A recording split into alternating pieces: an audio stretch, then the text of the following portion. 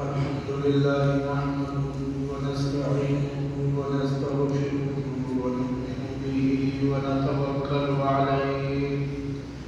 ونعوذ بالله من شرور أنفسنا ومن سيئات أعمالنا من يهده الله فلا مضل له ومن يضلل فلا هادي له ونشهد أن لا إله إلا الله وحده لا شريك له ونشهد أن سيدنا وسندنا ومولانا محمدا عبده ورسوله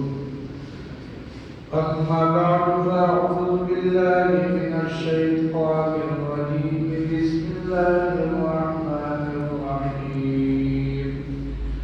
إنا أنزلناه في ليلة القدر وما أدراك ما ليلة القدر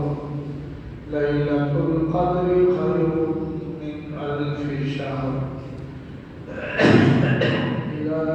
آخر الآية. وقال النبي صلى الله عليه وسلم من صام رمضان إيمانا واحتسابا غفر له ما تقدم من ذنبه ومن قام ليلة القدر إيمانا واحتسابا غفر له ما تقدم من ذنبه أو كما قال عليه الصلاة والسلام. حضرت مفتی محمد رضوان صاحب دامت برکاتہ العالیہ اور ہمارے نمازی بھائیوں، اللہ رب العزت کا لاکھ لاکھ شکر ہے کہ اللہ رب العزت نے ہمیں ایمان کی دولت سے سرفراز فرمایا، ورنہ بہت ساری مخلوق اللہ تعالیٰ کی اور بہت سارے انسان ہیں جو ادھر ادھر ٹھکریں مارتے، ان کے پاس کوئی صحیح سمت نہیں ہے زندگی گزارنے کی. تو ہمیں اللہ رب العزت کا شکر ادا کرنا چاہیے کہ ایک تو اللہ رب العزت نے ہمیں ایمان کی دولت عطا فرمائی، پھر ایمان کے ساتھ ساتھ اللہ رب العزت نے قرآن کریم جیسے عظیم الشان کتاب کو دستور حیات کے اللہ نے یہ کتاب ہمیں عطا فرمائی، اور اس کے ساتھ ساتھ پھر سرور عالم صلی اللہ علیہ وسلم کی جو زندگی مبارک ہے شروع سے آخر تک، یہ ساری زندگی آپ صلی اللہ علیہ وسلم کی وہ ہمارے لیے مشن راہ ہے، ہمارے لیے وہی قابل تقلید ہے، ہمارے پاس وہی ہماری زندگی کا سرمایہ ہے پوری امت کے پاس. اللہ جزائے خیر عطا فرمائے محدثین حضرات کو، صحابہ اکرام، پھر تابعین، پھر تبع تابعین، ہر زمانے کے محقق، محدث، مفسر، قراء، قرآن کریم پڑھنے پڑھانے والے،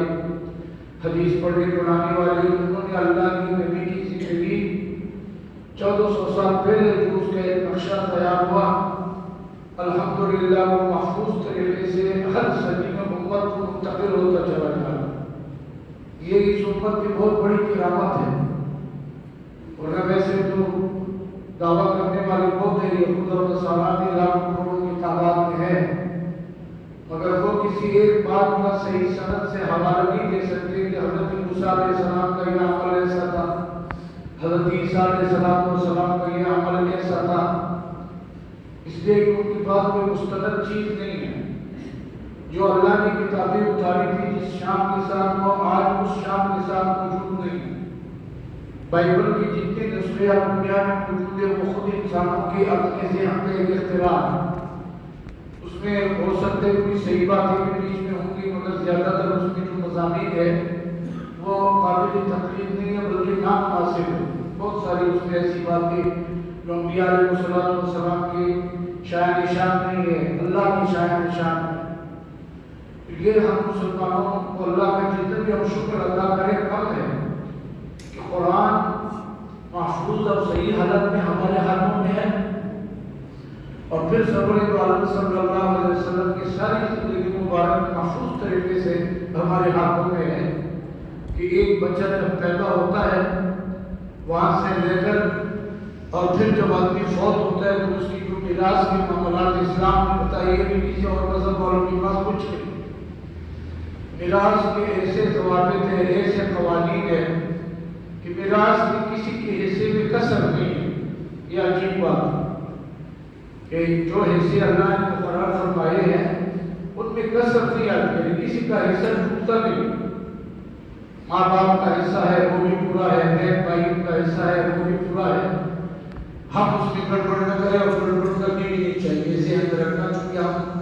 بیٹے اپنے اصلاح کے لیے ہے، یہ بھی ایک اصلاح کی بات ہے۔ ایک حدیث ہے سرور عالم صلی اللہ علیہ وسلم کا ارشاد بات ہے کہ ایک آدمی نیک عمل کرتا ہے، نیک عمل کرتا ہے، زندگی میں نیک عمل کرتا ہے، یہاں تک کہ وہ جنت کے دروازے کے قریب پہنچ جاتا ہے، اس میں اور جنت میں ایک بالش کا فاصلہ رہ جاتا ہے، بالکل ہی جنت کے دروازے پہ ہوتا ہے۔ لیکن فرمایا مرتے وقت وہ کوئی ظالمانہ وصیت کر جاتا ہے، بعض ورثاء کو میراث سے محروم کر دیتا ہے، تو وہ جہنم میں چلا جاتا ہے، بالکل جنت کے قریب کھڑا ہے، باقی اعمال اس کے ساتھ ٹھیک ہے، مگر یہاں آ کر وہ گڑبڑ کر دی ہے۔ اور فرمایا ایک وہ آدمی ہوتا ہے کہ خدا نخواستہ وہ گناہ کرتا رہتا ہے، زندگی میں نافرمانیاں کر رہا ہے، کرتے کرتے کرتے کرتے مرنے کے قریب تو بالکل وہ جہنم کے دروازے کے قریب پہنچتا ہے، اور اس میں اور جہنم میں صرف ایک بالش کا فاصلہ رہ جاتا ہے، لیکن مرتے وقت وہ میراث کے معاملات میں گڑبڑ نہیں کرتا، وہ کہتے ہیں بھائی جو ایسا اللہ نے جس کو دیا اس کو ملنا چاہیے، اور یہ مستقل ذرفی کا تقاضا ہے، کیونکہ میراث کی وجہ سے یہ خود اللہ نے بنائی ہے، کسی انسان کا کوئی عمل دخل ہے ہی نہیں، کسی فرشتے کا ہے، انبیاء کا ہے، خود اللہ نے آسمان سے بھیجے کہ اگر خدا کا واسطہ شوہر فوت ہوتا ہے تو بیوی کو کیا حصہ ملتا ہے، بیوی فوت ہوتی ہے تو شوہر کو کیا ملتا ہے، ماں باپ فوت ہوتے ہیں بچوں کو کیا ملتے ہیں، بچے فوت ہوتے ہیں ماں باپ کو کتنا ملے گا، یہ پورا نظام ہے۔ باقی اللہ نے تو ایسے مقرر کر دیا، ہم اس کو اسی طریقے سے چھوڑ دینا چاہیے جس کا جو حصہ ہے۔ عموماً یہ گڑبڑ وہاں جاتی ہے کہ جب یہ جن کی اولاد نہیں ہوتی اپنی، یا نارینہ اولاد نہیں ہوتی، بچیاں ہوتی ہیں، یا بالکل اولاد نہیں ہوتی، تو ان کو عموماً پھر یہ شکوہ ہوتا ہے کہ یہ ہمارے بہن بھائی نے ہمارے ساتھ سلوک اچھا کیا نہیں، میں اپنا مال ان کے پاس جانے دو، میں تو اس کے ایڈریس کو دے دوں گا، میں اسپتال کو دے دوں گا، میں یتیم خانے کو دے دوں گا، مگر ہے غلط، ہماری دین اور شریعت کی اعتبار سے کام یہ غلط ہے۔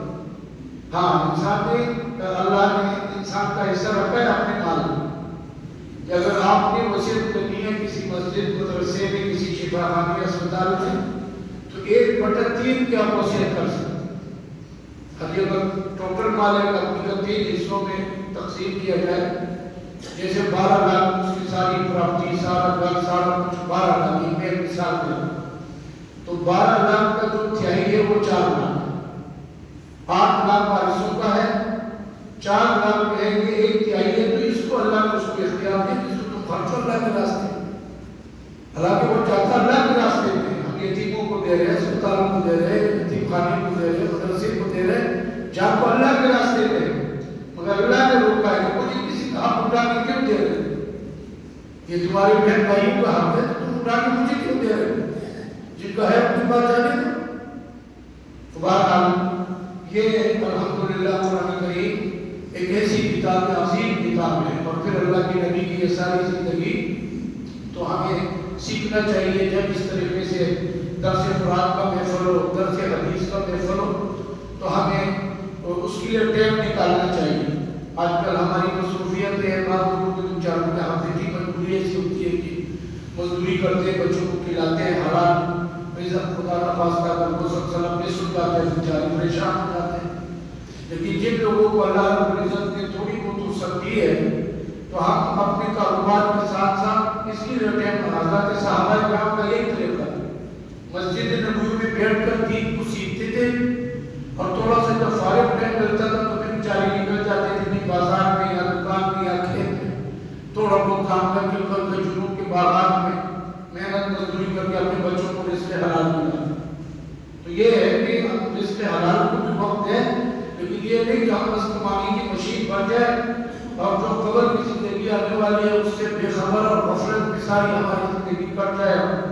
مرتے دم تک ہمیں پتہ نہ چلے کہ ہم کس لیے دنیا میں آئے تھے اور ہمیں کیا کرنا. تو الحمدللہ یہ رمضان مبارک کا جو مہینہ ہے یہ اللہ رب العزت کی عظیم نعمتوں میں سے ایک نعمت ہے جس میں بہت زیادہ جلدی اللہ رب العزت اپنے بندوں سے راضی ہو جاتے ہیں اور اللہ رب العزت اپنے بندوں کی بخشش فرما دیتے ہیں. یہ گھڑی اللہ نے ہمیں دی اس لیے ہے کہ میں اپنے بندوں کو معاف کر دوں, ان کو بخش دوں. تھوڑا سا یہ آگے بڑھ جائے تو بھی سے یہ محنت کریں اور پھر میں ان کو معاف کر دوں. اللہ رب العزت خوشی دے ہوتے کہ اللہ کے بندے معاف ہو جائے. جب اللہ فرماتے ہیں قرآن کریم میں کہ اللہ رب العزت تمہیں سزا دے کر کیا کریں گے. ہاں جی, 5ویں پارے کی جو آخری آیت ہے ما یفعل اللہ بعذابکم ان شکرتم وآمنتم. اگر تم اللہ کی شکر گزار بندے بنو, صاحب ایمان بنو, اللہ تمہیں سزا دے کر کیا کریں گے. ہم تو اللہ کی مخلوق ہیں, اللہ رب العزت اپنی مخلوق پہ ناراض ہوتے ہیں جن کو اذیت پہنچتی ہے, کوئی تکلیف پہنچتی ہے تو اللہ برداشت نہیں کرتے اس کو. تو اس لیے خود اللہ اپنے ہاتھوں سے جو ہے اپنی مخلوق کو سزا دے دے, یہ اللہ ایسا نہیں چاہتے. اللہ یہ چاہتے ہیں کہ اللہ کی ساری مخلوق جو ہے یہ جنت میں جانے والی بن جائے, ان کی گناہ معاف ہو جائے. تو یہ آخری اشر رمضان مبارک کا ایک تو اس لیے ہے کہ اللہ رب العزت نے اس لیے ایک رات رکھی ہے جو قدر والی رات ہے,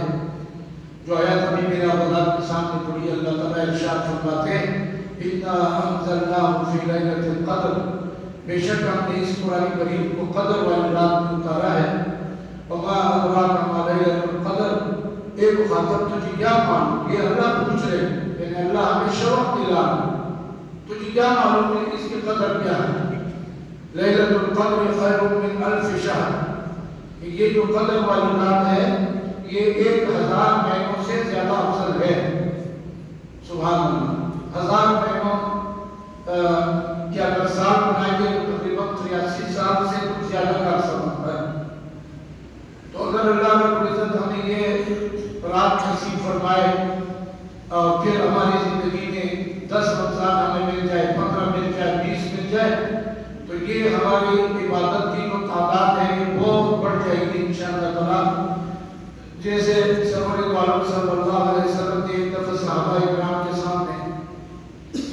بنی اسرائیل کے انبیاء کا تذکرہ فرمایا, حضرت زکریا علیہ السلام کا,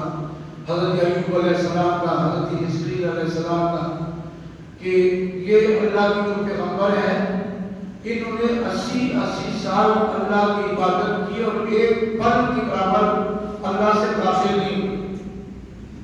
جب آپ نے یہ بات بیان فرمائی تو صحابہ کرام کو بڑا رشک آیا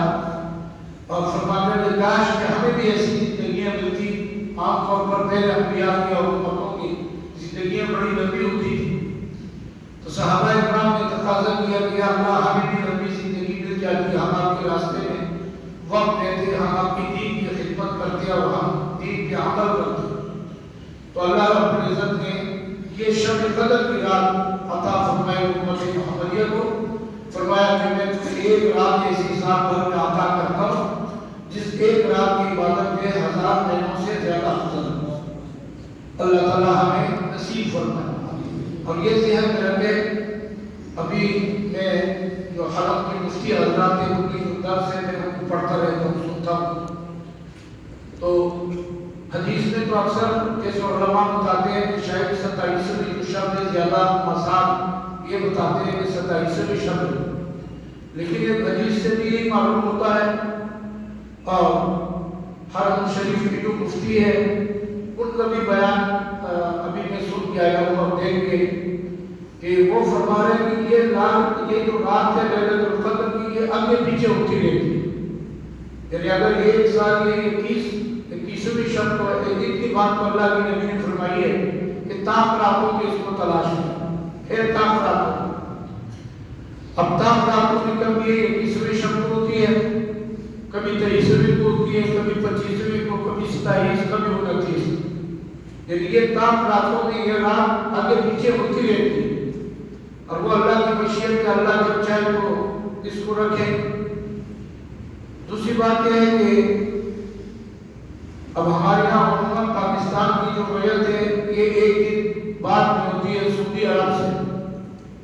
کئی لوگ یہ بھی سوال بھی پوچھتے ہیں کہ اگر سعودی عرب میں تاک رات فرض کرے جیسا ہمارے یہاں 21ویں رات آ رہی ہے، یہاں گزشتہ کل اگر 21ویں تھی تو یہ کوئی ترتیب کیسے سے یعنی ہمارے یہاں تاک رات کیسے ہوئی؟ تو وہی بات یہ ہے کہ ہر ملک کے رویت کے حساب سے اللہ کے ہاں فیصلے ہوتے ہیں، یعنی ایسا نہیں ہے کہ اگر سعودی عرب والوں کو اللہ نے ایک دن پہلے تاک رات میں 21ویں رات دے دی تو آج وہ ہماری 21ویں رات ہے، تاک رات ہے، ہم تاک رات سے محروم ہو گئے، یعنی ہماری گزشتہ کل تھی، ایسا نہیں، چونکہ ہماری رویت کے مطابق 21ویں شب آج آ رہی ہے، اسی طریقے سے 23ویں اور 25ویں 27ویں جتنے بھی احکام آتے ہیں تو ہماری رویت کے حساب سے، باقی اللہ کے ہاں کبھی تو ہے نہیں، اللہ کے ہاں کبھی نہیں ہے کہ اللہ نے کوٹا پورا کرنا ہے کہ میں نے چونکہ سعودی عرب والوں کو تاکہ دے دیا باقی دنیا والے محروم ہیں، ایسا نہیں، جن ملکوں کے رویت بعد میں ہے تو ان کو اللہ اسی حساب سے تاکاتوں کا کوئی حساب ہے، اللہ رب العزت ضرور یہ نصیب فرمائیں گے، تو ہمیں ان راتوں کو تلاش کرنا چاہیے، ان راتوں کے لیے ہمیں عبادت کرنی چاہیے، اور یہ ضروری نہیں کہ ہم ساری رات جاگیں، ہاں جی یہ ضروری نہیں کہ ہم ساری رات جاگیں، لیکن رات کی کسی حصے جیسے رات کا ہم قیام اللیل کرتے ہیں تراویح میں، اس سے محروم نہ ہو، بہت سارے لوگ ہیں جو تراویح کی نماز نہیں پڑھتے، بہت سارے لوگ ہیں جو اتنا اچھا بہترین موسم ہونے کے باوجود روزے نہیں رکھتے، یہ محرومی کی بات ہے، اگر اتنا خیر کا راستہ اللہ قریب کر کے ہمیں دے دیتے کہ لوگ میرے بندے ہیں تمہارے سامنے سارے پڑھو ہوئے دسترخوان، اور ہم بھی جب جاتے ہیں تو پھر ہمیں اپنے بارے میں سوچنا چاہیے کہ اللہ ہمیں معاف فرما دے، کوئی ہماری محبوبی کا فیصلہ نہیں ہوا اللہ کی جانب سے، ہاں جی تو لوگوں کو بھی اہتمام کرے، قیام اللیل کریے، ایک قیام اللیل ہے، اور اللہ کی نبی کے اثر میں قیام اللیل تو اللہ کی نبی نے فرمائی صحابہ اکرام اور پھر حرمین شریفین والے جو پوری ساری رات جاگتے ہیں، وہ تو رات کی شاید بعد جب کھڑے ہوتے ہیں تو سہری کو جا کر بیچارے جا کر بس سہری کھاتے ہیں، اتنا ٹائم بچاتے بس، تو اصل یہ قیام اللیل یہ ہے، لیکن ہم کمزور ہیں، چلو تھوڑا تھوڑا حساب پر ڈال دیتے اللہ اس کو قبول فرما، ہاں جی ہم کمزور ہیں، اللہ ہمارا یہ تو تھوڑا تھوڑا حساب ڈال دے اللہ اس کو قبول فرمائے، لیکن ہم اس سے بھی رہ جاتے ہیں کہ اتنی بڑی بڑی مسجدوں میں 2.5-3 صفحے 2.5-3 صفحے 4 صفحے بازار بھرے ہوئے، تو بھائی یہ بڑی اللہ نے دی اس لیے کہ اللہ رب العزت جو ہے وہ ہمیں معاف فرما دے، اللہ رب العزت جو ہے وہ ہماری اصلاح فرما دے، لیکن ہمیں لینا ہوگا، اتنی محنت ہمیں کرنی پڑی گی، اس طرح نہیں کہ ہم بس بستروں پہ غفلت کے ساتھ پڑے ہوئے اور سمجھے کہ جی فرشتے ہمارے گھر میں آئیں گے، یہ سارا کچھ ہمیں یہاں گھر میں دے جائیں گے، ایسا نہیں ہوتا۔ ایک دفعہ ایسا ہوا کہ حضرت عمر رضی اللہ عنہ کے زمانے میں ایک شخص جو پابندی سے مسجد میں بنیاد میں نماز پڑھتا تھا باجماعت بڑے اہتمام کے ساتھ، تو دیکھا کہ وہ آدمی نظر نہیں آ رہا، حضرت فاروق اعظم رضی اللہ تعالیٰ عنہ نے پوچھا صحابہ کرام سے کہ ایک صاحب یہاں آتے تھے نماز پڑھنے کے لیے، مجھے نظر نہیں آ رہے، لوگ جانتے تھے اس کو کہ باہر یاد کے رہنے والے تھے، ذرا لوگوں نے کہا کہ امیر المومنین آپ کو کیا بتائیں، وہ تو بس نشے تماشے میں پڑھ لیا ہے، اب وہ مسجد کا نام نہیں لیتا، مسجد میں جاتا نہیں ہے، نماز پڑھتا نہیں ہے، تو حضرت فاروق اعظم رضی اللہ تعالیٰ عنہ نے سب سے پہلے تو کاتب کو بلایا اور فرمایا کہ اس کے نام ایک خط ہے، اس خط میں حضرت فاروق اعظم رضی اللہ تعالیٰ عنہ نے اس کو اصلاح کے حوالے سے چند باتیں لکھی کہ اللہ کے بندے تمہیں اللہ نے اپنے اتنے قریب کیا تھا، مسجد میں دوری کی نماز عطا فرمائی تھی، اب میں دیکھ رہا ہوں کہ تم اس نعمت سے کیوں محروم ہو گئے، تم اپنے بارے میں سوچو اس محرومی کا سبب کیا ہے، اور پھر انہوں نے قرآن کریم کی ایک آیت ہے سورہ غافر 24ویں پارے غافر الذنب وقابل التوب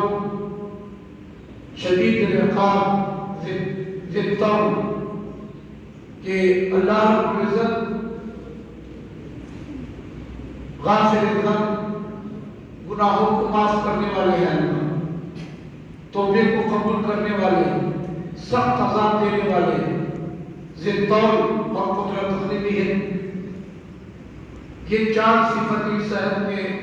اللہ رب العزت کی بیان ہوئی تو حضرت عمر رضی اللہ عنہ نے یہ آیت کی اس خط میں، اور پھر صحابہ اکرام کو اکٹھا کیا، پھر خط لکھ کر لفافے میں ڈال کر قاسم کو دیا اور سارے صحابہ اکرام سے فرمایا کہ آؤ اکٹھے ہو جاؤ، ہم آپ کے اس بھائی کی ہدایت کے لیے دعا مانگتے ہیں اللہ سے۔ ہاں جی سبحان اللہ، یہ حضرت عمر کی فکر، صحابہ کی فکر ہے، ان کا طریقہ اصلاح ہے۔ فرمایا کہ صاحب دعا کرو کہ اے اللہ ہمارا وہ بھائی جو پابندی سے نماز پڑھنے آتا تھا آج مسجد میں نہیں آ رہا، یا اللہ اس کو دوبارہ مسجد کی حاضری نصیب فرما، یا اللہ اس کو ہدایت عطا فرما۔ یہ دعا مانگی اور پھر خط حضرت فاروق اعظم رضی اللہ عنہ اس کی طرف روانہ فرما لیا۔ خط جب اس کو ملا تو وہ طبیعت اس کی بالکل بگڑ گئی تھی اور وہ سب جو نظر کی حالت میں تھا، یعنی مرنے کے بالکل قریب تھا، لیکن ابھی اس کی حواس درست تھی۔ تو قاصد نے خط پہنچایا اور ان کے ہاتھ میں دیا کہ حضرت امیر المومنین حضرت عمر رضی اللہ عنہ کا خط ہے آپ کے نام۔ خط اس کو جب اس نے کھول کے دیکھا تو پھر قرآن کریم کی آیت پڑھی، حضرت عمر کی جو الفاظ تھے وہ بھی پڑھ لی، اس کے بعد اس نے قرآن کی آیت جب پڑھی تو اس کی آنکھوں سے آنسو جاری ہوئے۔ ہاں کہنے لگا سبحان اللہ، ہمارے رب کی کیا شان، ہمارے رب نے مجھے امید بھی دلائی ہے اور میرے رب نے مجھے ڈرایا بھی ہے کہ غافر ذنب، اللہ گناہوں کو معاف کرنے والے ہیں، قابل التوب، توبے کو قبول کرنے والے، بندہ توبہ تو کرے آگے بڑھ کر دیں گے، شدید العقاب، ہاں لیکن وہ سخت سزا والی بھی ہے، ذی الطول، اور اس کی قدرت بھی ہے، وہ سزا دے نہیں سکتے، مطلب وہ بے بس نہیں۔ ہم لوگوں سے تو بہت سارے سزائیں لے جاتی ہیں اس وجہ سے کہ ہم کہتے ہیں کہ ہم کمزور ہیں، ہم دے نہیں سکتے، ورنہ ہم نے یہ کرنا تھا، ہم نے یہ کرنا تھا۔ اور حدیث میں اللہ کے نبی نے اس کی بھی بڑی فضیلت بیان فرمائی ہے کہ اس کی بڑی فضیلت ہے کہ ایک آدمی کے پاس قدرت ہو کسی کو سزا دینے کی اور اس کو معاف کرنا،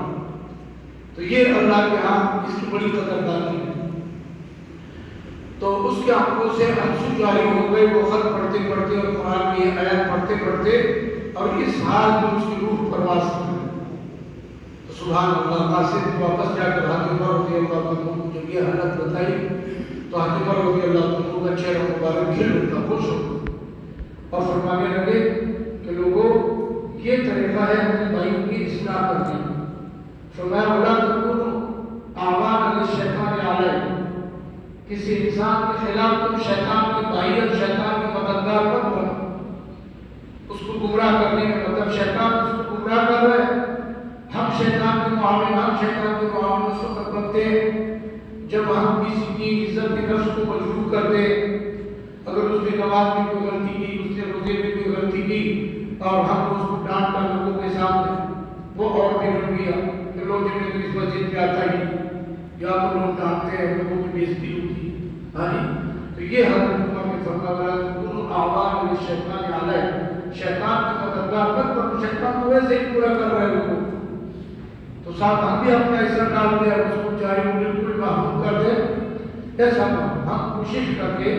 نرمی کے ساتھ لوگوں کو دین کی طرف، جیسے قرآن نے کہا ادعو الی ربک بالحکمۃ والموعظۃ الحسنہ، کہ اللہ کے دین کی طرف لوگوں کو دعوت دو مگر حکمت کے ساتھ، بصیرت کے ساتھ اور اچھی نصیحت کے ساتھ۔ تو اس کا ہمیں خیال کرنا چاہیے۔ الحمدللہ اس آخری عشرے میں لیلۃ القدر کو حاصل کرنے کا جو بہترین ذریعہ ہے وہ اعتکاف میں بیٹھنا ہے۔ یہ مستقل سنت اللہ کے نبی کی پوری دنیا کے مسلمان الحمدللہ اس سنت کو زندہ کیے ہوئے ہیں اور لاکھوں انسان جو ہے وہ اعتکاف میں بیٹھتے ہیں۔ یہ ایک مستقل اس مہینے میں ایک فضیلت ہے اور مستقل ایک عمل، اللہ تعالیٰ ہم سب کو اس کا اہتمام کرنے والا بنا دے۔ سرور عالم صلی اللہ علیہ وسلم نے کبھی تو پورے ایک مہینے کا بھی اعتکاف فرمایا، 20 دن کا بھی اعتکاف فرمایا، اور ایک دفعہ اپنے ارشاد فرمایا کہ میں نے رمضان مبارک کے پہلے عشرے کا اعتکاف کیا تو جو میں چیز تلاش کر رہا تھا وہ مجھے نہیں ملی، یعنی لیلۃ القدر کے نام۔ فرمایا پھر میں نے دوسرے عشرے کا اعتکاف کیا تو وہ لیلۃ القدر کی رات مجھے دوسرے عشرے میں بھی نہیں ملی۔ فرمایا پھر میں نے تیسرے عشرے کا اعتکاف کیا لیلۃ القدر کو حاصل کرنے کے لیے اور تلاش کرنے کے لیے، تو اللہ رب العزت نے ہمیں لیلۃ القدر کی رات آخری عشرے کا عطا فرمائی۔ تو اعتکاف ابھی جو مفتی صاحب نے حدیث سنائی کہ سرور دو عالم صلی اللہ علیہ وسلم کا ارشاد پاک ہے کہ رمضان کے آخری عشرے کا اگر تم اعتکاف کرتے ہو تو اللہ رب العزت 2 حج اور 2 عمروں کے برابر تمہیں ثواب عطا فرمائے گا۔ بہت بڑا ثواب ہے۔ اللہ ہم سب کو بار بار اس کا اہتمام کرنے کی توفیق عطا فرمائے۔ حج کرنے کے لیے ساری زندگی ہمیں محنت کرنی پڑتی ہے، عمرے کے لیے بھی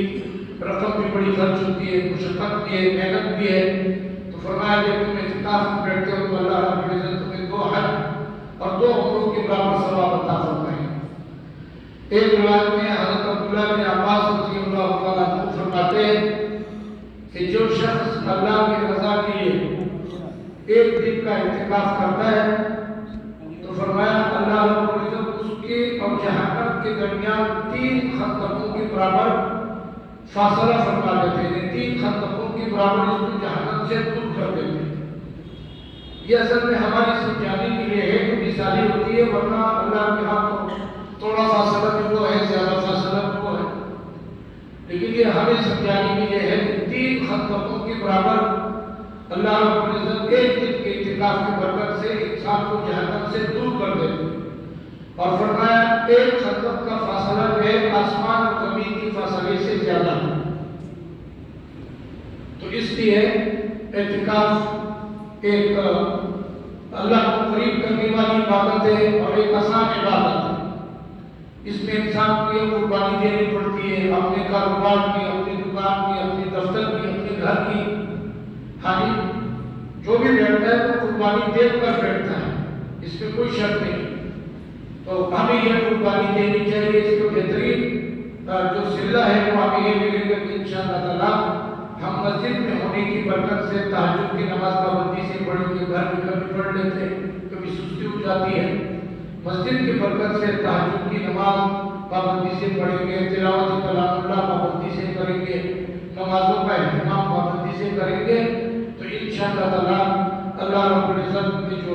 یہ بخشش کا وعدہ ہے، جہنم سے آزادی کا آخری عشرے کا وعدہ ہے اللہ رب العزت کا، اللہ ہمیں جہنم سے آزادی نصیب فرما دیں گے۔ اللہ تعالیٰ ہم سب کو اس آخری عشرے میں جہنم سے آزادی نصیب فرمائے، اور اللہ تعالیٰ ہمیں عذاب قبر سے ہماری حفاظت فرمائے۔ ہم تو بہت کمزور ہیں بھائی، ہم اپنی کمزوری اللہ کے آگے رکھیں، ہم بہت کمزور ہیں، ہمارے تو کانٹا چبھتا ہے ہم وہ نہیں برداشت کر سکتے، کانٹا جب ہم کو چبھتا ہے ہم وہ نہیں برداشت کر سکتے، سوئی لگتی ہے ہم وہ نہیں برداشت کر سکتے، تو پھر قبر کا عذاب، برزخ کا عذاب اللہ ہم سب کو اپنی پناہ میں رکھے۔ اس لیے اللہ کے رسول صلی اللہ علیہ وسلم عذاب قبر سے پناہ مانگا کرتے ہیں۔ حضرت ام عائشہ صدیقہ رضی اللہ عنہا فرماتی ہے کہ میرے گھر میں ایک اہل کتاب عورت کام کرنے کے لیے آتی تھی، تو جب میں اس کی طرف کوئی اچھا سلوک کرتی تھی، اس کو کچھ کھانے پینے کو دے دیتی تھی جیسے عموماً لوگ کرتے ہیں اور کرنا چاہیے، خاص کر رمضان میں اللہ کے نبی نے فرمایا کہ رمضان کے مہینے میں یہ بھائی چارے کا مہینہ ہے، تو تمام لوگوں کے ساتھ ہمارا سلوک اور بہتر ہونا چاہیے، خاص کر جو ہمارے ملازم ہیں، ہمارے گھروں کے، ہماری فیکٹریوں میں، ہماری دکانوں میں جو ملازم ہیں ان کے ساتھ ہمارا سلوک اور بہتر ہونا چاہیے۔ یہ ہماری دین کا حکم ہے، ہماری شریعت حکم ہے۔ تو حضرت ام عائشہ صدیقہ فرماتی ہے کہ میں جب اس خاتون کے ساتھ کچھ حسن سلوک کرتی تو وہ مجھے یہ دعا دیتی تھی کہ اللہ آپ کو عذاب قبر سے محفوظ رکھے، وہ یہ مجھے دعا دیتی۔ پھر ایک دن میں نے اس کا ذکر کیا اللہ کے رسول صلی اللہ علیہ وسلم سے، تو آپ نے فرمایا کہ ہاں عائشہ یہ صحیح ہے، اور پھر آپ کو بھی میں نے یہ دیکھا کہ ہر نماز کے بعد اللہ کے رسول صلی اللہ علیہ وسلم عذاب قبر سے پناہ مانگا کرتے کہ کہ اللہ عذاب قبر سے ہمیں پناہ عطا فرما، جہنم کی سزا سے اللہ ہمیں پناہ عطا فرما۔ جیسے حدیث میں ہے کہ آپ نے ارشاد فرمایا کہ جس کو جہنم کا دھواں بھی لگ جائے، اگر جہنم کو اللہ سب کو اپنی پناہ میں رکھے، یا اللہ ہم کمزور ہیں، ہمیں اپنی پناہ میں رکھے، تو اللہ کے نبی نے فرمایا جس کو جہنم کا دھواں بھی لگ جائے، حالانکہ اس نے ساری زندگی 100 سال 200 سال زندگی گزاری ہوگی، اور اس 100 سال یا 50 سال 70 سال کی زندگی میں اس نے کبھی کوئی پریشانی بھی نہیں دیکھی، یعنی خوشی کی زندگی گزاری، لیکن وہاں پر جہنم کا دھواں بھی اس کے قریب سے گزر جائے، اس کو لگ جائے، تو یہ کہے گا یا اللہ تعالیٰ نے کبھی کوئی خوشی زندگی نہیں دیکھی، حالانکہ اتنی سخت سزا ہے، جس سے ہمیں اللہ کی پناہ مانگنی چاہیے، اور اس کے لیے تھوڑا آگے بڑھ کے تو اس کو قربانی بھی دینی چاہیے، جو عمل کرنے کے ہیں، یعنی دعا بھی ہم کریں، لیکن صرف دعا سے کام نہیں کرتا۔ اللہ کے نبی کو آپ دیکھیں کہ کائنات میں اللہ کے بعد اگر کوئی ہستی ہے تو وہ سرور عالم صلی اللہ علیہ وسلم کے ساتھی کا بنا، مگر آپ نے جب مسلمانوں پہ حملہ ہوا تو میدان جنگ میں بھی اللہ رب العزت سے دعا مانگی، تو اس کے لیے خود آپ کو اترنا پڑا ہے میدان۔ مسجد میں آپ کھڑے ہو کر آپ نے نوافل پڑھے ہیں، اتنی لمبی لمبی نماز آپ نے پڑھی ہے کہ آپ کے قدمین شریفین پہ ورم آئے، قدم مبارک پھول گئے، تو گھر والوں نے کہا کہ اللہ کے نبی آپ اتنی مشقت کر رہے عبادت میں، تو اللہ نے آپ کو تو فرما دیا قرآن کریم کے لیے اللہ وما تقدم من ذنب وما تأخر۔ انبیاء علیہ السلام کے گناہ نہیں ہوتے، وہ معصوم ہوتے ہیں، پاک ہوتے ہیں، مگر کبھی کوئی ایسی بات بھی ہو جس کو آپ ہمارے علماء مفسرین کو لکھتے ہیں کہ غیر اولا بات، یعنی کوئی ایسی بات ہوئی ہو کہ اللہ کے ہاں اس کے مقابلے میں افضل بات کوئی اور ہو، اور انبیاء علیہ السلام نے امت کے آسانی کی خاطر اس کے مقابلے میں تھوڑا کمزور عمل جو ہے اپنایا اور اختیار کیا ہو، تو فرمایا اس کو علی رضی اللہ نے ارشاد فرما دیا یغفر لک اللہ ما تقدم من ذنبک وما تأخر، کہ میرے محبوب اگر کوئی چھوٹی موٹی بات ہو چکی ہے تو وہ بھی میں نے معاف کر دی، اور آئندہ جو آنے والی ہے وہ بھی میں نے معاف کر دی۔ تو اللہ نے تو آپ کو اتنی بڑی خوشخبری دی ہے، پھر آپ کھڑے ہو کر رات کو اتنی لمبی لمبی نماز پڑھتے ہیں کہ آپ کے قدم مبارک میں ورم ہو جاتے ہیں، آپ کے پاؤں مبارک سوج جاتے ہیں، تو سبحان اللہ، اللہ کے رسول صلی اللہ علیہ وسلم نے ارشاد فرمایا افلا اکون عبدا شکورا، میں اللہ کا شکر گزار بندہ نہ بنوں؟ اگر اللہ نے مجھ پر ایک انعام فرمایا، ایک اکرام فرمایا، تو مجھے اللہ کا شکر گزار بندہ بن کے رہنا چاہیے، جس سے بھائی اللہ کی جو نعمتیں ہمارے پاس ہے ہم ان پہ اللہ کا شکر ادا کریں، جو رزق اللہ دے رہے ہیں، جو اولاد اللہ نے دی ہے، جو ٹھکانہ اللہ نے دیا، ان کے اللہ کا شکر ادا کریں، مزید اللہ رب العزت سے طلب کریں۔ تو اعتکاف میں بیٹھیں گے، اعتکاف میں بھائی مسجد جو ہے یہ اللہ کی گھر ہے، مساجد جو ہے یہ اللہ کے گھر ہے۔ حدیث میں حضور اکرم صلی اللہ علیہ وسلم نے ارشاد فرمایا کہ مسجد جو ہے یہ آسمان والوں کو ایسی نظر آتی ہے آسمان سے جیسے زمین والوں کو آسمان کے ستارے نظر آتے ہیں، چونکہ یہ اللہ کے دین کے مراکز ہے، قرآن سیکھنے سکھانے کے مراکز ہے، حدیث سیکھنے سکھانے کے مراکز ہے، ایمان سیکھنے کے مراکز ہے، اس لیے آسمان والوں کو زمین میں یہ مسجد جو ہے یہ چمکتی ہوئی نظر آتی ہے۔ تو مسجد کی سب سے بڑی نسبت یہ ہے کہ اس کی نسبت اللہ کی طرف ہے، بیت اللہ، ہر مسجد حرام میں جو اللہ کا گھر ہے، جہاں ہم طواف کرتے ہیں اور وہاں حج کے لیے جاتے ہیں، ہم کہتے ہیں بیت اللہ ہے حرام، اور حدیث میں ہے اللہ کے نبی نے فرمایا پوری زمین کی تمام مسجدیں مسجد حرام کی بیٹیاں ہیں، یعنی مطلب کہ یہ کہے کہ یہ بھی اسی طرح مسجد ہے، اس کو کوئی اور چیز نہ سمجھو، ان کی عظمت اور ان کی حرمت اسی طرح ہے جیسے مسجد حرام کی ہے۔ ہاں اس میں جو فضیلت بعض خاص چیزوں کے اعمال میں اللہ کے نبی نے فرمائی وہ کسی اور جگہ نہیں ہے، ہاں جی، کہ مسجد حرام میں نماز پڑھنے کا جو ثواب ہے 1,00,000 نمازوں کے برابر ہے، ہاں جی، مسجد نبوی میں نماز پڑھنے کا جو ثواب ہے وہ 25,000 نمازوں کے برابر ہے یا 50,000 نمازوں کے برابر ہے، مختلف روایات ہیں۔ تو وہ جو خاص فضیلت ہے اللہ کے نبی نے فرمائی ان سے ہٹ کر جو حرمت ہے عظمت ہے اللہ وہ روئی زمین پر تمام مساجد کی ہے۔ تو وہی انشاءاللہ تعالیٰ ہم اعتکاف میں بیٹھیں گے۔ نوجوانوں کو شوق ہوتا ہے کہ ہم اعتکاف میں بیٹھے ہیں، الحمدللہ آگے ہم ان کو ویلکم کرتے ہیں، ان کو خوش آمدید کہتے ہیں، اور یہی ہمارے نوجوان ہمارے مستقبل کے معمار ہیں، ہماری مسجدوں کے معمار ہیں، ہمارے جناب مدرسوں کے معمار ہیں۔ تو یہ بیٹھیں گے، لیکن اس بات کا ضرور ہم نے خیال کرنا ہے کہ بھائی جو مساجد ہے یہ اللہ کے گھر ہے، ان کی بھی حرمتی نہ ہو۔ مسجد میں ہم کچھ لینے کے لیے آتے ہیں، ہمیشہ یہ ذہن میں رکھیں کہ جب ہم نماز پڑھنے آتے ہیں تو ہم کچھ لینے کے لیے آتے ہیں کہ ہمیں اللہ رب العزت اس نماز پر کچھ عطا فرمائے۔ ایک تو یہ ہے کہ نمازوں کی برکت سے ہماری گناہ معاف ہو جاتے ہیں، پھر ان نمازوں کے اوپر اللہ رب العزت کا جو وعدہ ہے، رزق کا بھی اللہ کا وعدہ ہے، پل صراط کے آسانی سے گزارنے کا بھی وعدہ ہے، کہانی خیر و برکت کا بھی وعدہ ہے، بہت ساری اللہ رب العزت نے جو ہے وعدے فرمائے ہیں۔ تو ہم کو باتیں ذہن میں رکھ کر مسجد میں آتے ہیں۔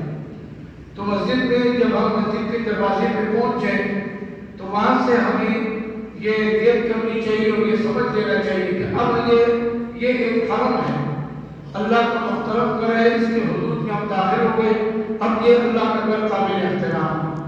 اور اگر آپ دیکھیں وقتاً فوقتاً علماء وہاں کہتے ہیں کہ بھائی وضو کرتے وقت باتیں نہ کرو،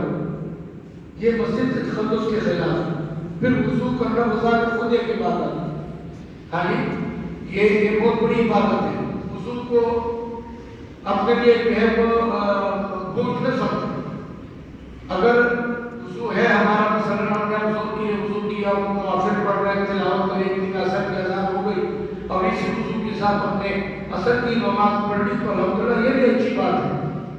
لیکن وضو کے ہوتے ہوئے وضو کرنا یہ نور نالال، پہلے سے وضو ہے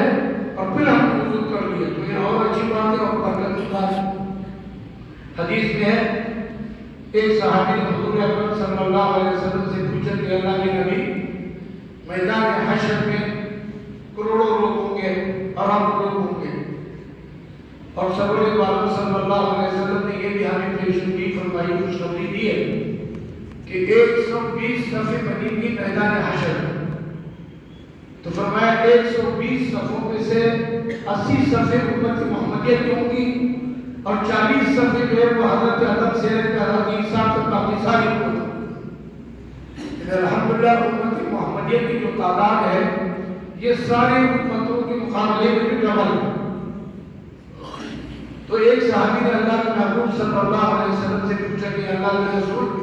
وہاں کروڑوں کی تعداد میں انسان میدان حشر میں ہوں گے، جب میدان حشر برپا ہوگا تو آپ ہمیں کیسے پہچانیں گے؟ ہاں، اپنی امت کی پہچان کیسے کریں گے؟ آپ نے ارشاد فرمایا غرم محجلین، حدیث میں الفاظ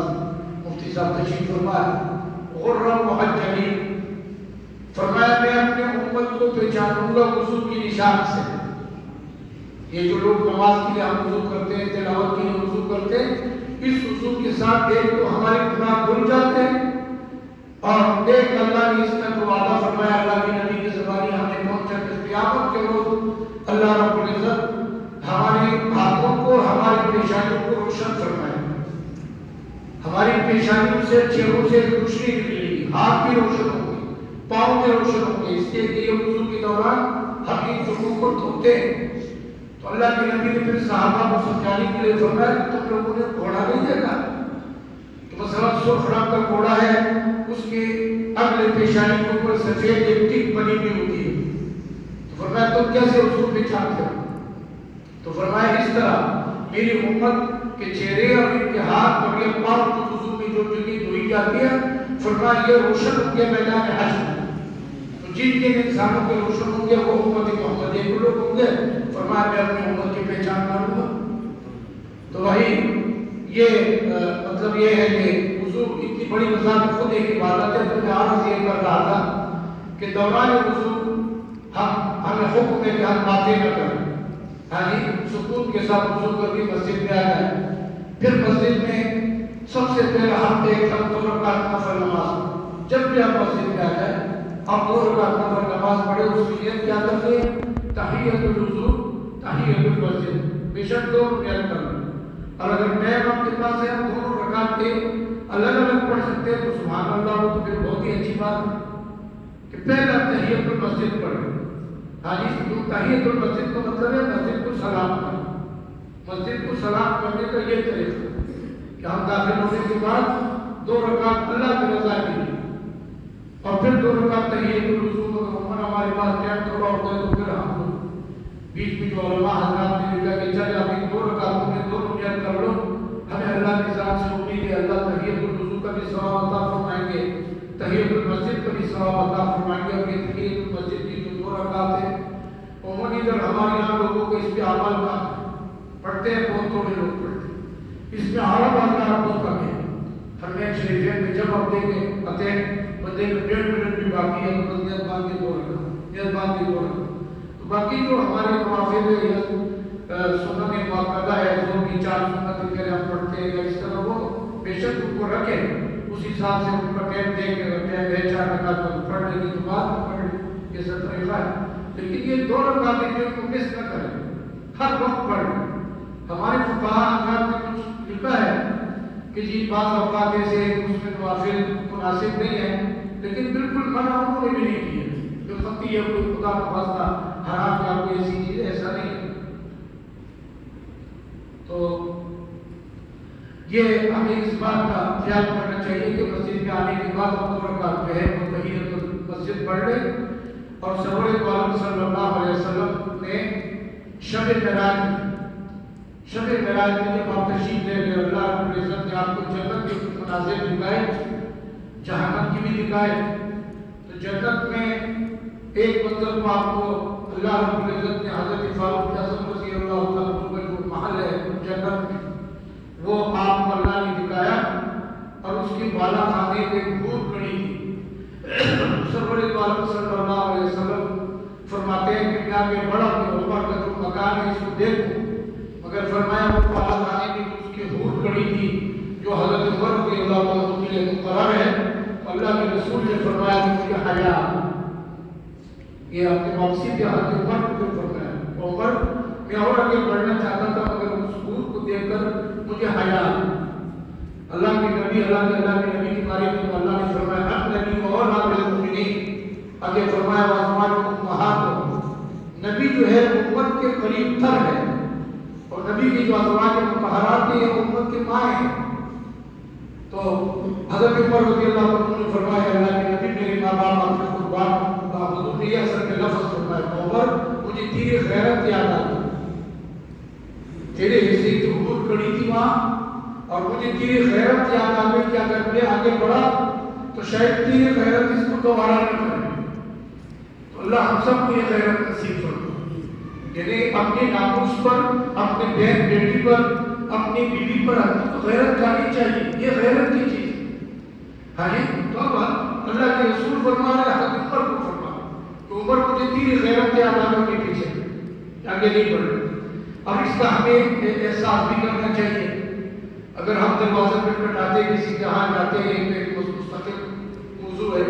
کہ گھر میں جانے کی اجازت اور داخلے کا طریقہ کیا ہے اسلام میں، تو ہمیں اس کا احساس ہونا چاہیے کہ اگر گھر میں مرد نہیں ہے ہم خواتین کے ساتھ اختلاف نہ کریں۔ ایک تو ہماری بہن بیٹی کا گھر ہے وہ ایک اور بات ہے، لیکن آپ خواتین جو ہم آپ گھروں میں جاتے تو ہم کوشش یہ کریں کہ ہم عورتوں کے ساتھ ہمارے اختلاف، ان کے ساتھ ہماری ضرورت سے زیادہ بات کریں۔ قرآن نے ایک نسخہ فرمایا، ازواج مطہرات کو خطاب کر کے فرمایا کہ جب تم لوگوں سے گفتگو کرو تو نرم لہجے میں بات مت کرو، یہ اللہ کے نبی کی عورتوں کو اللہ نے فرمایا، تو نرم لہجے میں کسی غیر مرد سے باتیں مت کرنا۔ فَيَطْمَعَ الَّذِي فِي قَلْبِهِ مَرَضٌ، جس کی دل میں بیماری ہے وہ بیماری بڑی ہے۔ گفتگو خاتون کرے کسی کے ساتھ تو آہستہ آہستہ اس سے جو ہے وہ نظام بگڑتا ہے، حالات بگڑتے ہیں۔ تو بہرحال میں عرض یہ کر رہا تھا کہ شب معراج میں اللہ رب العزت نے اپنے رسول کو جو جنت کے مناظر دکھائے ان میں ایک آپ کو یہ دیکھا کہ حضرت جبریل سے پوچھا کہ جبریل مجھے کسی کی چلنے کے آہٹ محسوس ہو رہی، تو حضرت جبریل نے کہا حضور یہ تو آپ کا موزن بلال ہے جنت میں چل۔ سرور دو عالم صلی اللہ علیہ وسلم جب واپس تشریف لے آئے تو آپ نے حضرت بلال رضی اللہ عنہ سے پوچھا کہ بلال میں نے تمہارے چلنے کے عہد جنت میں محسوس کی، تو کیا عمل کیا؟ تو کہنے لگے کہ اللہ کے نبی، ایک تو یہ ہے کہ بے وضو نہیں رہتے، یہ وضو ایک مستقل نور ہے، حالانکہ اس میں کوئی خرچہ بھی نہیں ہے، کوئی مشکل کام بھی نہیں ہے۔ جب آدمی کو وضو ٹوٹے، آج آگے چلے جاؤ وضو کر لو، ہاں جی مستقل وضو سے رہو۔ یہ کسی کو یہ بھی سننا کہ آپ مستقل وضو سے رہو، اگر اس حال میں موت آ گئی تو پاکی کی حالت میں موت آ جائے، ہاں جی موت کا کوئی وقت معلوم نہیں۔ تو حضرت بلال نے فرمایا اللہ کے نبی میرے پاس کوئی بڑا عمل نہیں ہے، میں تو چھوٹا سا اللہ حقیر بندہ ہوں، صرف ایک تو یہ کام کرتا ہوں کہ جب میرا وضو ٹوٹتا ہے فوراً وضو کرتا ہوں، اور دوسرا فرمایا کہ اس وضو کی بعد 2 رکعت نماز پڑھتا ہوں۔ ہاں یہ ہے تحیت المسجد، فرمایا 2 رکعت نماز پڑھتا ہوں۔ اللہ کے نبی نے فرمایا یہ ان 2 رکعتوں کی برکت ہے جو میں نے تیرے چلنے کے ہر جنت میں محسوس کی۔ یہ معمولی چیز نہیں ہے، وضو کا اہتمام کریں، جب مسجد میں پہنچے 2 رکعت سب سے پہلے ہم ادھر کھڑے ہو کر 5-10 منٹ کا یہاں ضائع کر دیتے ہیں، السلام علیکم کی حال ہے، یہ اس طرح باتیں کرتے کرتے ہم آرام سے 2 رکعت پڑھ سکتے ہیں۔ پھر اس کے بعد بھائی مسجد کے آداب ہے اور یہ ضروری آداب، حضرت عمر رضی اللہ تعالیٰ عنہ نے بہت شدت سے اس چیز کو نافذ فرمایا۔ ایک دفعہ حضرت عمر رضی اللہ عنہ نے دیکھا کہ مسجد میں جو ہے وہ کوئی صاحب آئے ہیں باہر سے، اس نے اونچی گفتگو کی، تو حضرت عمر رضی اللہ عنہ نے اپنے پاس ان کو بلوایا اور فرمانے لگے کہ ہاں بتاؤ کہاں سے آئے ہو؟ اس نے دور دراز کسی علاقے میں نام لیا کہ میں باہر سے آیا ہوں۔ فرمایا خدا کی قسم اگر تم مہمان نہ ہوتے اور باہر سے نہ آئے ہوتے، ادھر ہی ہمارے محلے علاقے کے ہوتے، تو میں دھرا مار کر تجھے اسی کا کر دیتا۔ تجھے معلوم نہیں کہ اللہ کا گھر ہے، اونچا اونچا بول رہے ہیں، تو بھائی اللہ کے گھر میں اونچا بولنا خلاف ادب ہے۔ پھر خاص کر ہمارے جو متقفین بھائی بیٹھتے ہیں ان کے لیے بھائی یہ بات ہے کہ ہم اللہ سے لینے والے بنے، خدا نہ خواستہ ایسا نہ ہو کہ ہم نے جو تھوڑا بہت نیک عمل کیا وہ بھی برباد کر کے مسجد سے کپڑے جھاڑ کے باہر چلے جائیں، ایسا نہ ہو۔ اور یہ خطرہ اس کا ہے، اگر ہم نے احتیاطی کی تو اس کا خطرہ ہے۔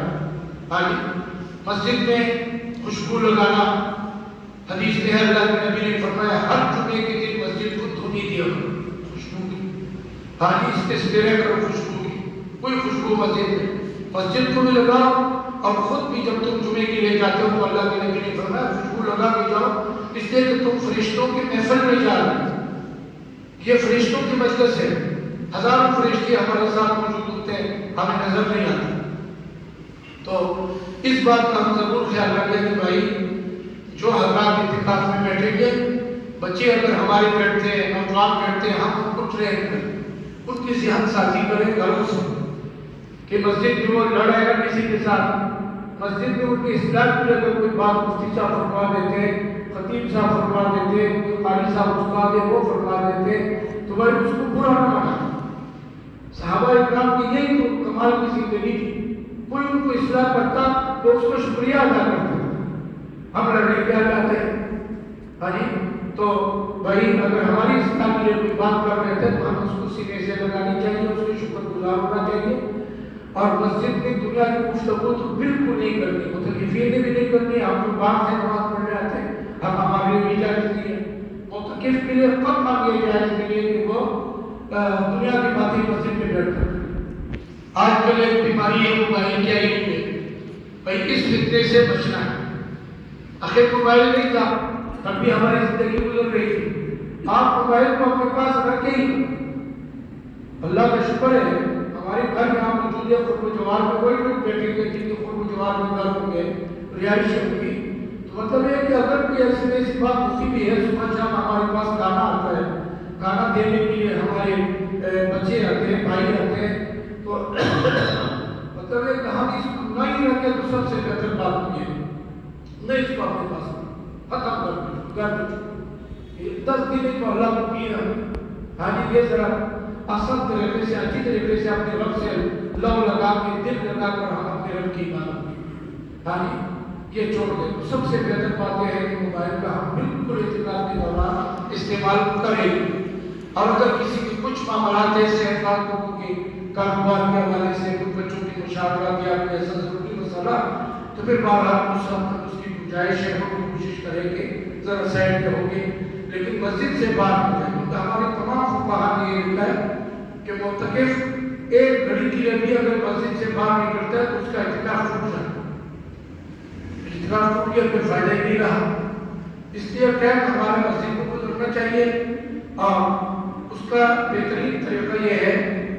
کہ آپ اپنے 24 گھنٹوں کو تقسیم کریں. پھر آپ کا وقت انشاءاللہ بہت بہتر طریقے سے گزرے گا. آپ اس کو تقسیم کریں اس طریقے سے کہ ایک وقت آپ اپنا جو ہے ایک تو آرام کرنا.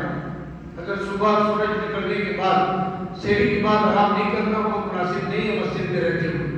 آپ نے اشراق کی نماز پڑھ کر اس کے بعد آرام کرنا. 12 بجے تک اگر آپ چاہتے ہیں کہ میں آرام کروں, کیونکہ راتوں میں کمی آج کل راتوں میں پھر ٹائم اتنا نہیں ملتا آرام کا, جلدی نیند بھی نہیں آتی اور نیند کرتے آتی سحری کا بھی ٹائم ہو جاتا ہے. تو یہ جو آرام کا ٹائم ہے وہ تو بے شک بھی میرا کہ اس لیے کہ آرام کے بغیر بندہ کے پھر چل نہیں سکتا, عبادات کے تسلسل کو قائم نہیں رکھ سکتا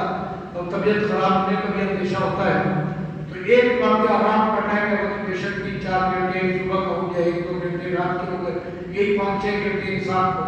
نیند یا آرام کی ضرورت ہے وہ رکھے. اس سے ہٹ کر جو آپ کا ٹائم ہے وہ آپ نے یہ کرنا ہے کہ اس کو تقسیم کرنا ہے کہ مثلا اتنے بجے پوری طریقے سے تقسیم کریں اور روزانہ اس کے مطابق پھر آپ ہوگا, پھر آگے پیچھے اس کو کریں. یہ شرعی مسئلہ نہیں ہے لیکن میں آپ کو آپ اچھی طریقے سے وقت گزارنے کا طریقہ سمجھا رہا ہوں کہ زور کے بعد آپ بیٹھ گئے تو فرض کریں کہ 1 گھنٹہ ٹائم آپ تلاوت کے لیے اپنے رکھیں کہ 1 گھنٹہ میں نے تلاوت کی. پھر اس کے بعد جو ہے آپ نے اتنے ٹائم جو ہے وہ نوافل پڑھنے ہیں. پھر اتنے ٹائم میں نے قضا نمازیں پڑھنی ہے زندگی کے پیچھے جو قضا ہوئی. رمضان میں پڑھے, رمضان مبارک میں ایک فرض 70 فرضوں کے برابر ہے اور جو ہم نفل عبادت کرتے ہیں وہ ایک فرض کے برابر ہے. تو ہو سکتا ہے کہ اللہ کی رحمت سے کوئی بعید نہیں کہ ہم ایک عصر کی نماز پڑھا دے, اللہ 70 جو ہماری قضا نماز ہے اس کی جگہ اس کو قبول فرما لے, اس لیے کہ رمضان کا مہینہ ہے, قانون تو اللہ کو وہی جاری ہے. تو ہم قضا نمازوں کا اہتمام کریں اور قضا نمازی اس طرح پڑھیں گے تو ادا ہوگی. ہاں جی, یہ جو آج کل ایک بات چلی ہوئی ہے, لوگ کہتے ہیں کہ رمضان مبارک کے آخری جمعے میں پتہ نہیں کس طریقے سے, مجھے تو طریقہ بھی نہیں معلوم, شاید رمضان کو معلوم ہوگا, یہ پھر بتا دیں گے مفتی صاحب کو. یہ لوگوں نے ایک چیز بنائی ہوئی ہے نہیں تو کہ یہ رمضان کا جو آخری جمعہ ہوتا ہے اس میں آپ کی نماز پڑھیں, اتنی رکعت نماز پڑھے, ایسا پڑھے, ایسا پڑھے, اس کی یہ پڑھے, یہ پڑھے, آپ کے سارا زندگی کی نماز معاف ہو جائے. تو یہ بات غلط ہے کیونکہ یہ طریقہ سنت سے ثابت نہیں. پتہ نہیں کس نے اس کو ایجاد کیا, کب ایجاد کیا. ہمارے علم کے مطابق اللہ کے نبی کی 3 نمازیں قضا ہوئی تھی غزوہ خندق کے دوران. اس کے علاوہ زندگی میں کوئی نماز اللہ کے نبی کی قضا نہیں ہوئی. ایک نماز ایک دفعہ وہ بھی سمجھو ادھی قضا ہوئی تھی, فجر کی نماز غزوہ خیبر سے واپسی. تو آپ صلی اللہ علیہ وسلم نے وہ اسی وقت پڑھ لی تھی. فجر کی نماز کے ٹائم آپ آرام کے لیے بیٹھ گئے اور حضرت بلال رضی اللہ عنہ نے ذمہ لیا تھا. حضور نے پہلے انتظام فرمایا تھا بھائی ہم تھکے ہوئے, رات کا آخری حصہ ہے, اگر ہم سو گئے ہماری نماز ضائع ہو جائے گی, ایک بندہ ذمہ لے لے تو ہمیں اٹھائے.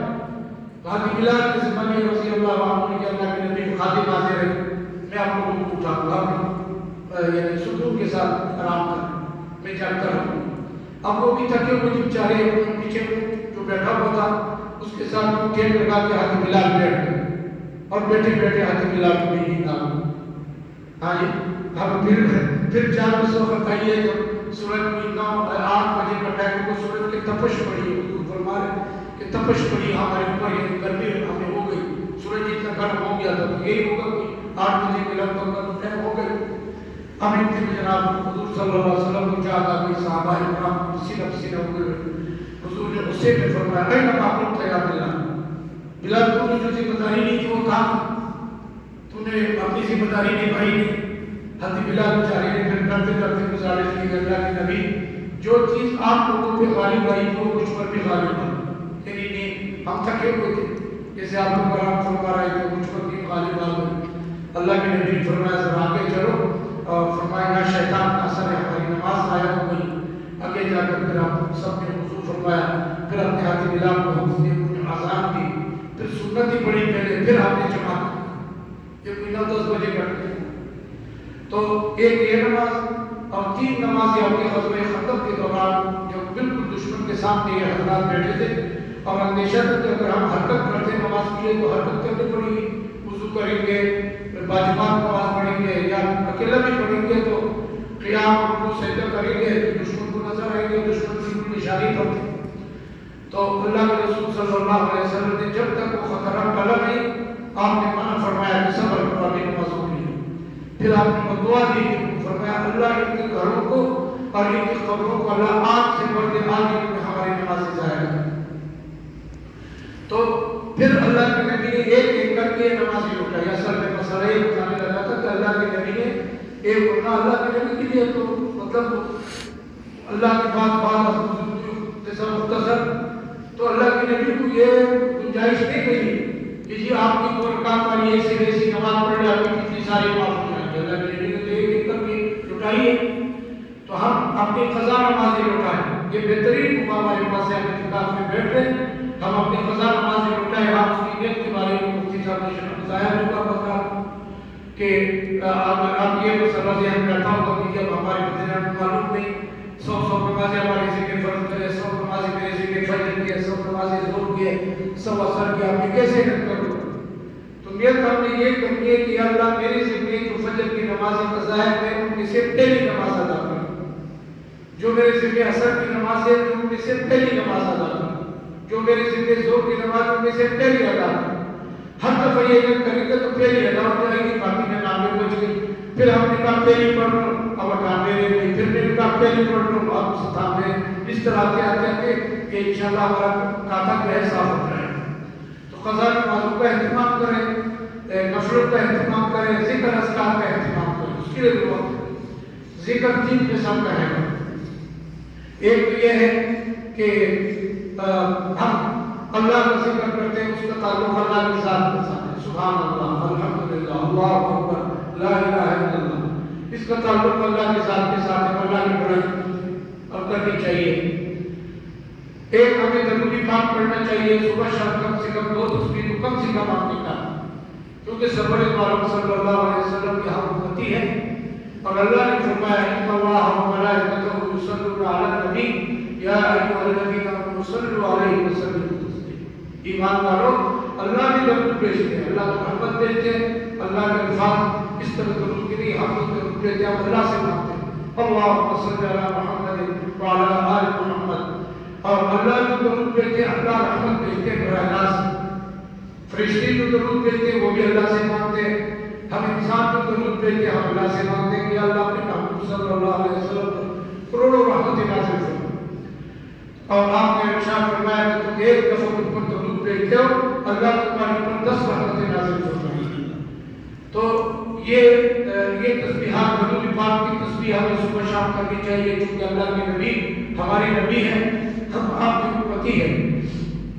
تو امتی ہونے کے ناطے آپ کا یہ حق ہے ہمارے ذمہ کہ ہم آپ کے اوپر درود پاک کثرت سے پڑھیں،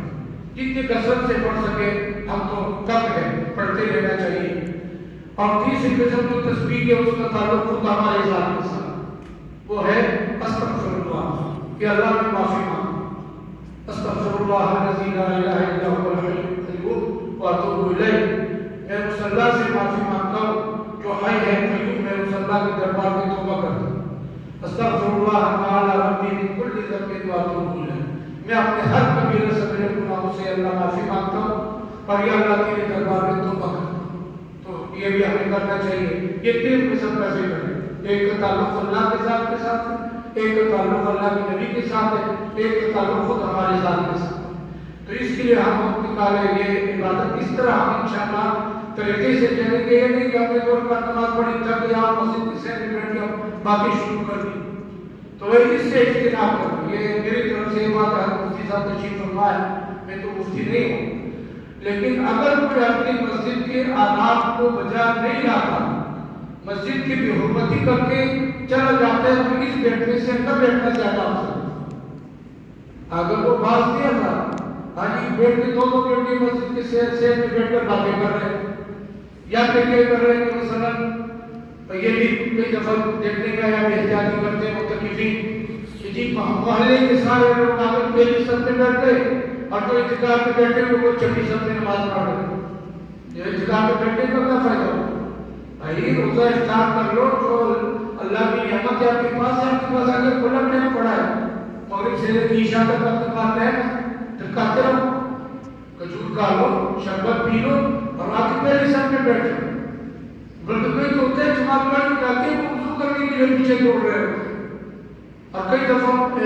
اعتکاف کے جنوں سے پردے لگے ہوتے ہیں اندر سے چمچے چلانے کی آواز آ رہی جماعت پڑھ کی تکبیر ہو رہی ہے اندر سے چمچے چلانے کی آواز آ رہی ہے تو یہ مسجد کی بھی کوئی حرمتی ہے جماعت کی بھی کوئی حرمتی ہے نماز کی بھی حرمتی ہے کیا ہوگا ہاں جی پھر ایسے اعتکاف کا کیا فائدہ تو ہم تھوڑا سا بادم ہو کر بیٹھے اس کا ادب کرے اعتراف کرے انشاءاللہ پھر جو اللہ کا وعدہ ہے اللہ اپنا وعدہ پورا فرمائے ضرور اللہ سے سچی بات کس کی ہے اللہ نے جو وعدہ فرمایا اللہ اپنے وعدوں کو پورا فرمائیں گے اسی طرح جو ہے یہ جو موبائل پر میں نے بتایا کہ اس کا بالکل استعمال مسجد نہ کریں اور اس کے ساتھ ساتھ بدبودار چیزوں سے اللہ کو بھی تکلیف پہنچتی ہے اللہ کے فرشتوں کو تکلیف پہنچتی ہے سرور عالم صلی اللہ علیہ وسلم نے فرمایا کہ کچا پیاز رسم کھا کر فرمایا میرے مسجد کے قریب مت آنا اگر تم میں سے کسی نے پیاز کا استعمال کیا اور یا لہسن کا کچے لہسن کا اور کچے پیاز کا تو اللہ کے نبی نے فرمایا کہ وہ ہماری مسجد کے قریب نہ سختی سے منع فرمایا تو اس کا مطلب یہ ہوا یہ ساتھ ہی امام روایت میں فرمایا کہ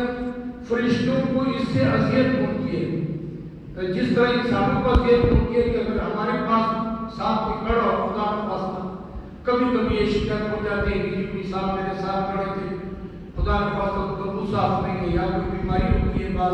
لوگوں کے منہ سے بو آ رہی ہوتی ہے تو اگر سب ہمارے ساتھ کھڑے ہو تو ہماری لیے نماز پڑھنا مشکل ہوتا ہے ہاں جی تو پھر یہ فرشتوں کا ماحول ہے ہم یہاں پہ اس طریقے سے جو ہے وہ کچا پیاز کا کر اپنے مسجد کے اندر ہی کھانا شروع کر دیں یا خدا کے پاس اگر کسی کو سگریٹ پینے کی جو ہے وہ بیماری ہے عادت ہے تو وہی کوشش تو یہ کریں کہ اس کو چھوڑ کے انشاءاللہ اللہ کی مدد آئے گی صبر کریں تھوڑا سا دل کو تسلی دینے والی بات ہوتی ہے ویسے ہی تھوڑا سا ہے چونکہ وہ عادت ہمارے اکابر فرمایا کرتے تھے عاداتنا اعداءنا ہاں جی عاداتنا اعداءنا ہماری جو عادتیں ہیں یہی ہماری دشمن ہے تو یہ عادت کا جب وقت آتا ہے ہاں جی تو پھر آدمی کو طلب ہوتی ہے ہاں جی میں سگریٹ پینی ہے میں سگریٹ پینی ہے لیکن اگر ہم دل کو صبر دے دیں کہ اللہ کے گھر میں بیٹھا ہاں جی پہلے تو اللہ تعالیٰ اس سے ہم سب کو پوری قوم کو نجات عطا فرمائے کبھی کبھی اخباروں میں اس کا تجزیہ آتا ہے پتہ نہیں سالانہ کتنے ارب کا دھواں جو ہے اڑایا جاتا ہے اربوں کے حساب سے جو غریب قوم ہے غریب ملک ہے مخصوص ملک ہے ارب روپے کی سگریٹ کو جو ہے وہ اسی طرح آگ میں دھواں بنا کر ہم اڑا لیتے ہیں اللہ کو ہمیں اس سے نجات عطا فرمائے لیکن اگر کسی کو ہے نہیں اس کو کوئی صبر آتا تو پہلی بات ہے کہ وہ پھر وہ واش روم میں اس کا استعمال کرے اور اس کے بعد ان کو اچھی طریقے سے صاف کر کے پھر مسجد میں آئے کیونکہ سگریٹ کی جو بو ہے اگر آپ ٹوتھ پیسٹ وغیرہ نہیں کرتے آپ ان کو صاف نہیں کرتے تو پھر اس کا جو بدبو ہے وہ کافی دیر تک رہتی ہے تو کوئی خوشبودار چیزیں اپنے ساتھ رکھے الائچی اپنے پاس رکھے سونف رکھے اس طرح چیزوں کا استعمال کرے تو مسجد کی بھی حرمت ہی ہو تو گفتگو کے حوالے سے بھی نہ ہو اور اس حوالے سے بھی نہ ہو اور نمازوں کے اہتمام کے حوالے سے ہم یہ کوشش کریں یہ کوئی اتنی بڑی بات 10 دن کی بات ہے حضرت امام ابو حنیفہ رحمہ اللہ نے 40 سال عشاء وضو سے فجر کی نماز پڑھی وہ بھی انسان تھے 40 سال یہ 10 دن کی بات ہے کم سے کم یہ اللہ سے وعدہ کرنا سب کے اول میں نماز پڑھے یہ کیا ہوا کہ اعتکاف میں ہم بیٹھے مسجد میں ہم بیٹھے محلے میں دور دراز گھروں سے لوگ آ گئے سب کے اول میں نماز پڑھ رہے ہم اعتکاف والے پیچھے جا کے نماز پڑھ رہے یا جماعت پڑھی ہوئے ہم وضو کرنے کے لیے دوڑ رہے ہاں جی یہ ٹھیک نہیں ہے تو مسجد کے کا احترام جو ہے وہ سب سے ضروری ہے کہ اللہ کے کرے ہاں جی تھوڑی عبادت ادب کے ساتھ تھوڑی عبادت ادب کے ساتھ جو ہے وہ بڑا کچھ اور اگر ہم نے ظاہری عبادت کو زیادہ کر دی تو اگر کبھی زیادہ ہم اندر آتے ہیں اللہ ہمیں معاف ہوگا. دوستوں کو منع کر دیں, دوستوں کو بالکل منع کر دیں. یہ بھی ہمارے یہاں بیماری پھیلی ہوئی ہے کہ اگر مجھے پتہ چل گیا کہ میرا دوست یہ مسجد میں بیٹھا ہوا ہے, میں ویسے مہینہ میں اس کو ملنے کے آپ میں نے بات ماننا شروع کر دیا ہوگا.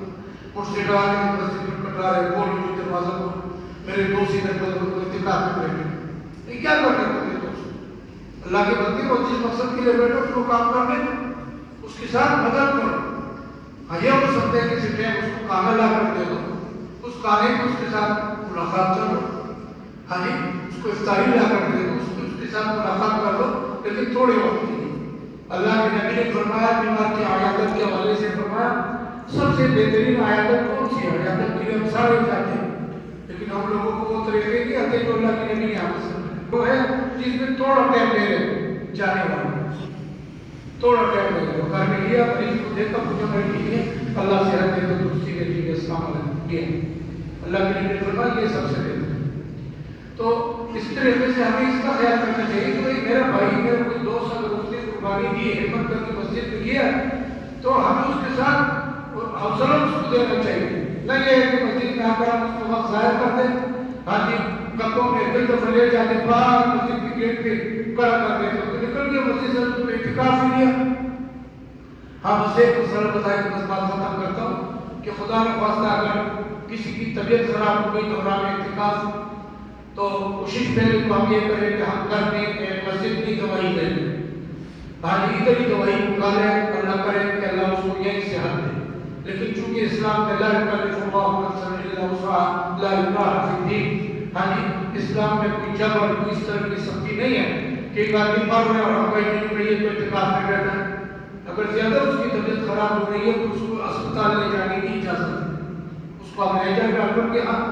اگر تھوڑا ٹائم لگا, ہاں جی, اس نے دوائی لے کر پھر وہ واپس آ گیا, ٹھیک ہے, لیکن اس ایک دن کے لیے جو وہ تھوڑی دیر کے لیے بیمار کیا, اس کو اس ایک دن کا اعتکاف اس کو لٹانا پڑے گا. یہ ایک دن کا اعتکاف اس کو ٹوٹ جائے. اگر خدا نہ خواستہ طبیعت کی خرابی کی وجہ سے 2 دن اس کو اسپتال میں رہنا پڑا, 3 دن رہنا پڑا, تو باقی دنوں میں اگر اس کی طبیعت اجازت دے دی تو واپس وہ اپنے اعتکاف کی جگہ میں آ جائے. جب طبیعت سنبھل نہیں تو اگلے سال میں پھر اس اعتکاف کی سزا ہے.